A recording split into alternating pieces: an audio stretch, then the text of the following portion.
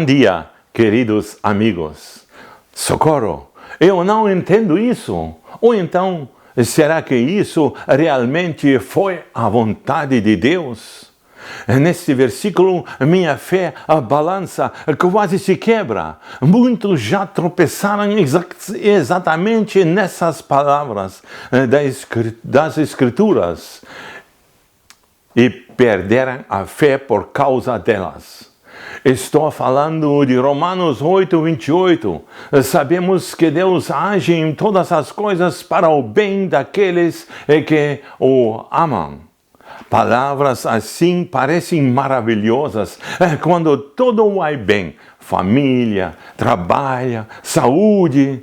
Nessas horas agradecemos com alegria. Deus é bom. Mas é quando tudo desmorona. Quando acredita ter sacrificado tudo por Deus. Tempo, dinheiro, coração e ainda assim perde tudo. Um colapso financeiro, a morte cruel de um filho, o fim do casamento, doença, depressão. Onde está a bondade de Deus nestas horas? Paulo também viveu momentos de dúvida e incerteza. Justamente quando pensava estar obedecendo a Deus. E mesmo assim, tudo parecia dar errado. Em Atos 16, versículos 6 a 10, lemos que Paulo foi impedido pelo Espírito Santo 3 vezes de pregar em certas regiões. Só em Troade, ele teve uma visão. À noite, um homem de Macedônia implorava: venha a Macedônia e ajude-nos. Paulo e Silas entenderam, era o próprio Deus que os chamava. E obedeceram, cheios de esperança e confiança. O assunto te interessa? Chegado em Filipos, eles encontraram primeiro apenas algumas mulheres orando. Entre elas, Lídia, uma vendedora de púrpura. Ela se converte e os convida para a sua casa. Pouco depois, Paulo expulsa um espírito de adivinhação de uma escrava. Os donos dela perderam o lucro, mandam prender Paulo e Silas. Eles são açoitados e lançados na prisão. Com as costas feridas, presos e com os pés trancados em troncos de madeira, eles cantam hinos de louvor a Deus. À meia-noite, e todas as pessoas escutam.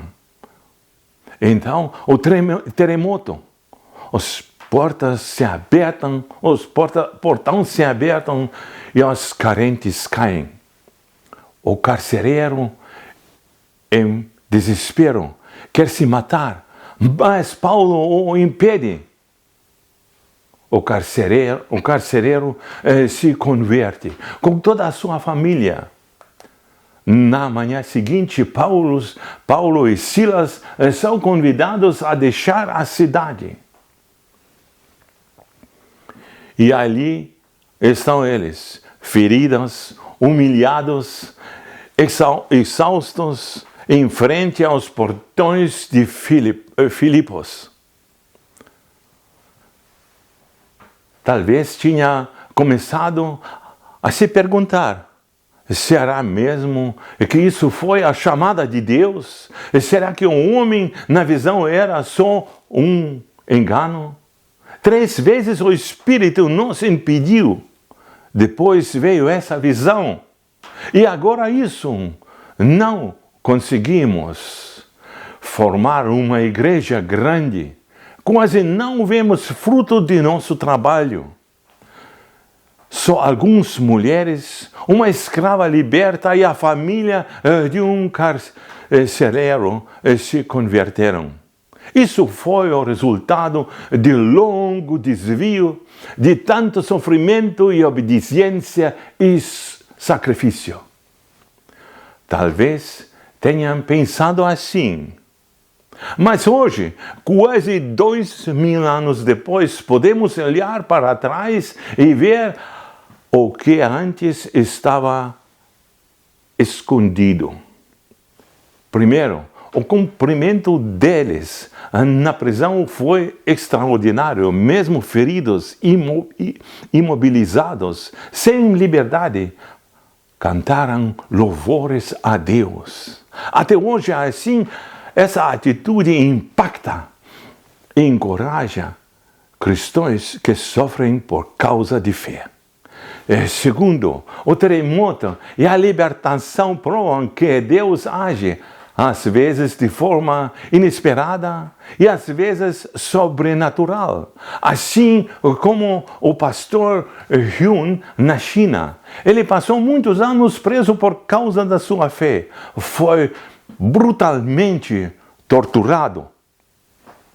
Teve as pernas esmagadas. Era praticamente um aleijado. Numa prisão de segurança máxima. Mas no dia 5 de maio de 1997, às 8 horas da manhã, Deus falou com ele: fuja. E ele obedeceu. Caminhou por entre guardas e portas de ferro abertas sem ser tocado. Só mais tarde percebeu, não estava apenas livre, estava completamente curado. Terceiro, a igreja em Filipos, de um começo difícil, nasceu a primeira igreja no solo europeu. E ela se tornou a igreja mais colorosa e generosa que Paulo fundou. Sua carta aos Filipenses, escrita mais tarde na prisão em Roma, está cheia de alegria e gratidão. Quarto, os crentes de Filipenses apoiaram fielmente Paulo e Silas, enviaram ajuda financeira 2 vezes até a Tessalônica. Isso significa uma viagem apenas a ida, leva de 4 a 9 dias, sem contar a volta. Eles providenciaram mantimentos não só para Paulo, mas também para os mensageiros. E quinto, eles foram ainda mais longe, até a Roma. Mesmo com Paulo preso em Roma, eles continuaram ajudando. A viagem era longa, apenas ida era de 1.300 ou 1.500 quilômetros. Viagem de 3 a 6 semanas de caminho. A igreja custeou tudo: dinheiro, mantimento, transporte. Eles sustentaram Paulo e também os enviados. Eles assumiram essa missão por amor e fidelidade. Quem eram essas pessoas tão fiéis? Provavelmente Lídia e o carcereiro. 2 pessoas muito diferentes, mas essenciais para a igreja em Filipos. Lídia vendia púrpura, um tecido mais luxuoso na época. Tinha contatos com a elite e era bem relacionada. O carcereiro provavelmente era um ex-oficial do exército romano. Sabia como planejar, proteger e liderar. Pensamento estratégico e boas condições faziam parte do seu dia a dia. Juntos, não apenas sustentaram a igreja, ajudaram a moldá-la. Conclusão: o que parecia um fracasso se transformou em um marco do Novo Testamento. Paulo e Silas não entenderam tudo, mas confiaram em Deus. E nós, quando olhamos para trás, também vemos foi nos momentos difíceis que Deus mais agiu. Foi nos momentos difíceis que Deus mais agiu. No fim, podemos dizer com Paulo, sabemos que Deus age em todas as coisas para o bem daqueles que o amam. Quer encorajar alguém com essas mensagens? Compartilhe este vídeo. Nos vemos no próximo.